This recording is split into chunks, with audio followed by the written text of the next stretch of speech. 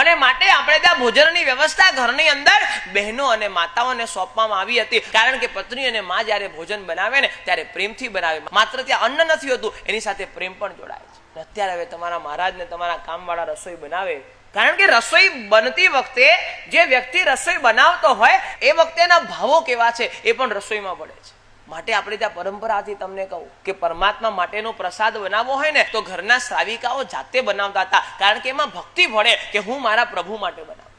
પણ અત્યારે બધું જ પ્રોફેશનલ, બધું જ બહારથી ક્યાંથી શું આવે, એને કયા ભાવમાં બનાવ્યું હોય, કઈ શુદ્ધિ સાથે બનાવ્યું હોય, એના શરીરની શુદ્ધિ હોય કે નહીં, એના હાથની શુદ્ધિ હોય કે નહીં, એના મનની શુદ્ધિ હોય કે નહીં, એના વિચારોની શુદ્ધિ હોય કે નહીં. અરે સાહેબ તો ત્યાં સુધી કહેતા કે ઓરતી વખતે પણ ધ્યાન રાખવાનું, કોઈ ઓરાવા વાળા બેન અથવા ભાઈ એ ક્રોધિત અવસ્થાની અંદર હોય ને તો એમના હાથે ગોચરી પણ નહીં હોય, કે ગોચરી પણ તારાને મારા માટે નુકસાનકારક.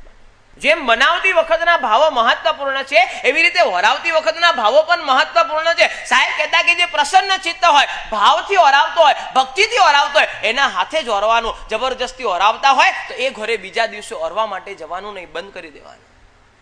ભલે ગમે તેટલી શ્રેષ્ઠ વસ્તુઓ ત્યાં મળતી હોય છતાં પણ એના ભાવ ન દેખાય, ઉછળતા ભાવ ના આવે તો તમારે એ ઘરે ઓરવા માટે નહીં જવાનું. સાહેબ બહુ પ્રભાવ છે આહાર.